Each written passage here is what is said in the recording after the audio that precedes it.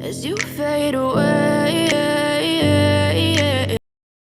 मेरा दिल नहीं था कि वो हमारा इंटरव्यू ले, मगर हुक्म तो खान का ही चलना था। मुझे मुबश्शिर इसलिए भी थोड़ा अजीब लगता था क्योंकि वो कुछ साल पहले मुझे बड़ी दफ़ा डिनर की पेशकश दे चुका था, जिसको मैंने हमेशा ही तरखा दिया था। इंटरव्यू शुरू हुआ। थोड़ी देर बाद मुझे अंदाज़ा हुआ कि ये इंटरव्यू तो असल में मुझे फ्रेम करने के लिए किया जा रहा है। कौन था उसके पीछे, मुझे कुछ आइडिया नहीं था। उसने सवाल किया कि रेहामा बाप बनी गाला आ गई हैं, कौन कौन पार्टी से फारिग होने वाला है। ये एक गलत सवाल था, वो भी इमरान के सामने। अगला सवाल था इमरान के बच्चों के बारे में, और फिर उसने कहा अब दोनों ने अपनी फैमिली बढ़ाने के बारे में क्या सोचा है। मैंने दोनों का मिला जला जवाब दिया कि अब मेरे 2 बेटे कासिम और सुलेमान भी हैं, मुझे और बच्चे क्या करने हैं। खान से पूछा गया कि खान आप रेहाम को आगे कैसे देख रहे हैं।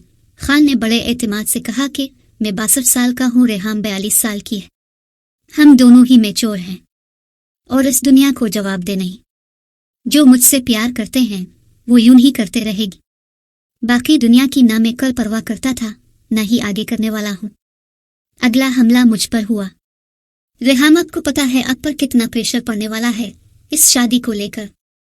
कैसे मुकाबला करेंगी। मुझे लगा जैसे वो मुझे धमकी दे रहा है। मैं बोली क्योंकि अब बोलना बनता था ताकि वो खरगोश होश में आए। मैं प्रेशर लेने से डरती नहीं, और दूसरा हम दोनों प्यार और पाकिस्तान की वजह से इकट्ठे हुए हैं। खान इंटरव्यू के दौरान जमाइमा का भी काफी जिक्र करता रहा, यहाँ तक कि जब ब्रेक आई मुबश्शिर बोला खान साहब अब 4 दफा जमाइमा का जिक्र कर चुके हैं, ये ठीक नहीं जाएगा। बनी गाला में मेरी अमली जिंदगी शुरू हो गई थी। ऐसा नहीं था कि मैं इमरान खान की साबिका जिंदगी के बारे में कुछ जानती नहीं थी। वो कैसी जिंदगी गुजार चुका है, वो कैसी जिंदगी गुजारने का आदी है, मैं सब जानती थी। असल मसला बनी गाला में चलने वाली हरकत और सकनात का था। वहाँ बहुत अजीब व गरीब काम होते थे जिनको देखकर मैं हैरान भी हो रही थी और खौफजदा भी। ऐसा लगता था जैसे बनी गाला किसी जादू टोने का स्कूल है। एक दिन शाम का वक्त था, मैं किचन से निकली और बेडरूम में आई। अंदर दाखिल होते ही मेरी सांसें रुक गई। खान बिस्तर पर सफेद चादर बिछाकर लेटा था, बगैर कपड़ों के। वो अपने पूरे जिस्म पर काली माश की दाल से मसाज कर रहा था। जब उसने मुझे देखा तो वो डरा नहीं, बल्कि जो कर रहा था करता गया। वो दाल से अपनी जाय मखसूसा के ऊपर मसाज कर रहा था और मुस्कुरा रहा था। जब वो मालिश कर चुका तो उठ खड़ा हुआ, दाल जमा की और चादर में लपेट दी। मैं बुत बनी वहां ही खड़ी थी। उसने कपड़े पहने और मुलाजिम को आवाज दी। मुलाजिम आया और खान ने चादर उसके सुपुर्द कर दी, बगैर किसी हिदायत के, जैसे ये सब रूटीन का मामला था। इमरान बोला यार वो मेरा दोस्त एक बंदा लाया था। उसने हिसाब लगाकर कहा कि आप ये करें ताकि आप पर काला जादू ना हो सके। मैंने थोड़ा सा इजहार किया कि खान ये काफी अजीब काम है, मतलब तुम्हारे इस खास हिस्से पर किसी ने क्यों जादू कराना है। वो हंसा और बोला लो इसको ही तो नजर का सबसे बड़ा खतरा है, और बाहर चला गया। मैं ज्यादा नहीं बोली क्योंकि मैंने मुनासिब नहीं समझा। कुछ दिन बाद मैं कमरे से निकली तो एक नागवार बदबू आ रही थी। मैलान में गई तो खान वॉक कर रहा था। मैंने खान से घर में आने वाली बदबू के बारे में पूछा तो वो बोला कोई नहीं, मुझे तो कोई बदबू नहीं आ रही। मैं सीधी बदबू के मरकज की तलाश में किचन पहुंची। किचन में मुलाजिम खड़े हंसी मजाक कर रहे थे। मैंने जब उनसे इस बदबू का सवाल किया तो एक मुलाजिम ने हॉरर फिल्म के बच्चे की तरह किचन के पीछे की तरफ इशारा किया। मैं बाहर निकली तो बाहर 2 मटके आग पर दहक रहे थे, दोनों में काली माश की दाल थी। मैंने इंक्वायरी की तो मुलाजिम ने बताया कि इनको 72 घंटे तक पकाना है। जब ये पक जाएंगी तो इनको दरिया में बहा दिया जाएगा। ये कहानी सुनकर मैं वापस खान के पास पहुंची और उससे पूछा कि अब ये क्या है। मैंने इसे कहा खान तुम अपनी हर तकरीर में इस्लाम का इतना टच देते हो और ये किया जादूगरी का खुलम खुला शिकार हो रहे हो। तुम नहीं जानते ये जादू टोना तुम्हें शिर्क की तरफ ले जाएगा। खान ने कंधे उचकाए और बोला मुझे जो मेरे खैर खा कहते हैं मैं वैसे कर देता हूँ। मेरे दोस्त ने कहा है कि ये अमल करो, इसके बाद जब दाल दरिया में डाली जाएगी मुझे उल्टी आएगी और हो सकता है उल्टी में खून भी आए। मैं पागलों की तरह इसकी लॉजिक सुन रही थी। आहिस्ता आहिस्ता मैं हैरानगी के समंदर में डूबती जा रही थी। खान पीर फकीर मुरीद पता नहीं क्या कामों में लगा था, और हैरानी की बात यह थी कि कोई एक पीर नहीं था। ऐसे लोगों का पूरा रिवर था। एक पीरनी भी थी। इस पीरनी से खान को उन चौधरी ने मिलवाया था। वो पिंकी पीरनी के नाम से मशहूर थी। वो भी एक अजीब कैरेक्टर था। खान इसका अदब ऐसे करता था जैसे अपनी सगी माँ का भी नहीं करता होगा। मैं ज़हनी तौर पर पागल होती जा रही थी, क्योंकि मैं एक बड़ी प्रोग्रेसिव फैमिली से ताल्लुक़ रखती थी, जहाँ हाथ दिखाने और सितारों का हाल जानने पर भी मजाक उड़ाया जाता था। मुझे फौरी अपने रब का रुख करने की ज़रूरत थी ताकि मैं इन सब एक्टिविटीज़ से दिमाग साफ कर सकूं। मैंने खान को उम्रा पर चलने का कहा। खान ने इनकार कर दिया। मैंने इसे याद करवाया कि शादी के तीसरे दिन तुमने मुझे अहद किया था। वो खामोश रहा। फिर कुछ दिन बाद अचानक कमरे में आया और बोला, बेबी हम उम्रे पर जा रहे हैं, तुम्हारी ख्वाहिश थी ना? ऑन ने कंफर्म कर दिया है, हम चार्टर्ड तैयारे पर जाएंगे। मैं बोली, हरगिज नहीं खान, क्या हो गया है? चार्टर्ड पर? बराए मेहरबानी ऐसा ना करो, पूरा मीडिया हम पर हमला कर देगा। इतनी देर में ऑन भी आ गया। ऑन बोला, भाभी चुप रहें, वरना खान प्रोग्राम कैंसिल कर देगा। जाएगा ही नहीं। मैंने कहा, ऑन ये हर वक्त शरीफों की इन बातों पर माँ बहन एक करता रहता है, वो लोग खान को कैसे बख्शेंगे? ऑन बोला, अब बेफिक्र रहें, खान के चाहने वालों को कुछ फर्क नहीं पड़ता। वो लोग खान की किसी हरकत को शरीफों के साथ नहीं मिलाते। सऊदिया में हमारा एक डोनर है, सारा इंतजाम उसने किया है, सब इसके खर्चे पर है। आप बस अपनी इबादत पर ध्यान दें, इन सब बातों पर मिट्टी डालें। मैं न मानी और बजिद रही। आखिर चार्टर्ड की जगह इमारात की फ्लाइट करवाई गई, मगर मैं यहाँ फिर गलती कर गई, क्योंकि मेरी जिद की वजह से पूरी फ्लाइट खान का मूड खराब रहा। वो सफ़र उसके नाक तले नहीं आ रहा था। वो शदीद नापसंदीदगी का इजहार कर रहा था। मेरे साथ मेरा भांजा यूसुफ और अनाया भी थे। खान यूसुफ को साथ इसलिए लाया था ताकि वो अनाया का ख्याल रखे। हम एयरपोर्ट उतरे तो हमारी इमिग्रेशन होने में ताख़ीर होने लगी।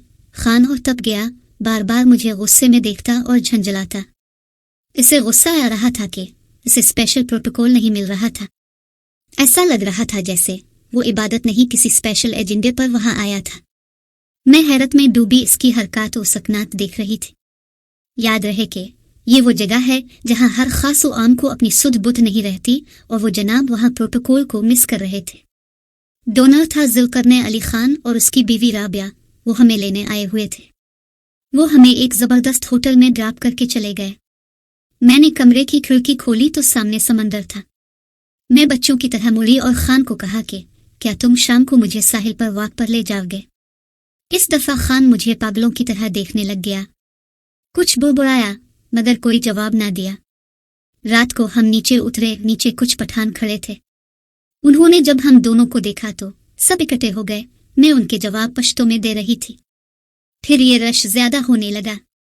जैसे जैसे रश बढ़ रहा था, खान का मूड भी खुशगवार होता जा रहा था। देखते देखते 500 बंदा इकट्ठा हो गया। खान के हक में नारे लगने लगे। खान का चेहरा बल्ब की तरह चमकने लगा। वो सब हमें काफले की सूरत में हरम शरीफ ले गए। हरम में भी मंजर बदल गया। लोग दीवानों की तरह खान को रास्ता दे रहे थे। मैंने कभी ऐसा इस्तकबाल नहीं देखा था। बेशक अल्लाह जिसको इज्जत दे। हमने लोगों के झुरमट में उम्रा की अदागी की। मैं राजी नहीं थी। इतना रश और लोगों का अब की मुसलसल वीडियो बनाना मुझे अच्छा नहीं लग रहा था। हम वापस होटल की तरफ जा रहे थे। खान ने कहा, मैं बड़ी दफा उम्रा कर चुका हूं, मगर इतना बड़ा इस्तकबाल मैंने कभी नहीं देखा। मिसेस डोनर बोली, खान साहब ये सब पश्तून भाभी का कमाल है। खान चुप रहा। मैं बोली कि मेरी तसल्ली नहीं हुई। मैं कल फिर आना चाहती हूँ और दोबारा उम्रा करूंगी। खान पीछे मुड़ा और बोला, बस मैडम हो गया उम्रा। इतनी तो मौलाना। वो मेरी मजहबी मोहब्बत का मजाक उड़ा रहा था। इसने मेरा नाम ही मौलाना रेहाम रख दिया था। हम कमरे में आए तो वो फिर ट्रांस में चला गया।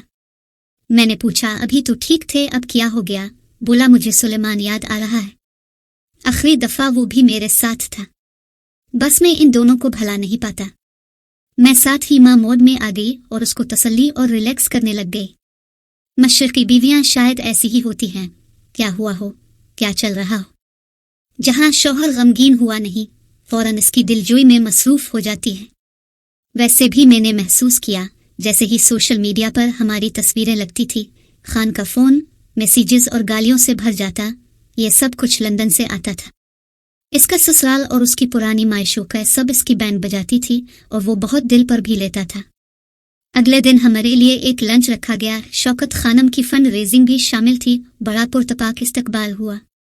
औरतें खान को मुसलसल शादी की और मेरी खूबसूरती की मुबारकबाद देती रहे। रात को फिर एक डिनर रखा गया और फिर इसमें भी शौकत खानम की फंड रेजिंग शामिल थी, मगर इस दफ़ा खान ने अनाया और यूसुफ को कटा दिया और कहा कि आप दोनों जाकर आराम से शॉपिंग करो, हम वहाँ अकेले जाएंगे। मैं खामोश रहे। डिनर चल रहा था, सब ठीक था, तकरीरें हो रही थी। तभी यूसुफ अनाया को लेकर वहाँ ही आ गया। खान ने जैसे ही अनाया को देखा, इसके चेहरे पर नागवारी आ गई। मैंने महसूस कर लिया कि इसको अच्छा नहीं लग रहा।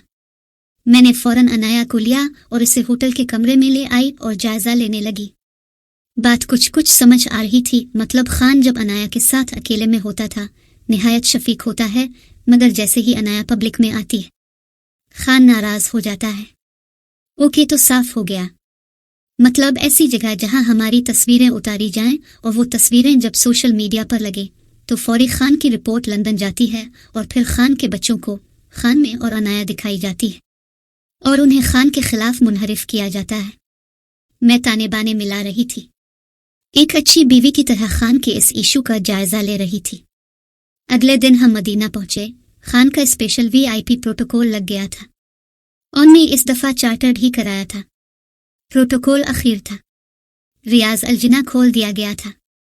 मैंने अपनी जिंदगी की सबसे बेहतरीन इबादत की, पर सुकून, प्राइवेट, सब कुछ जबरदस्त था। हमें सारी जियारतें VIP तरीके से कराई गई।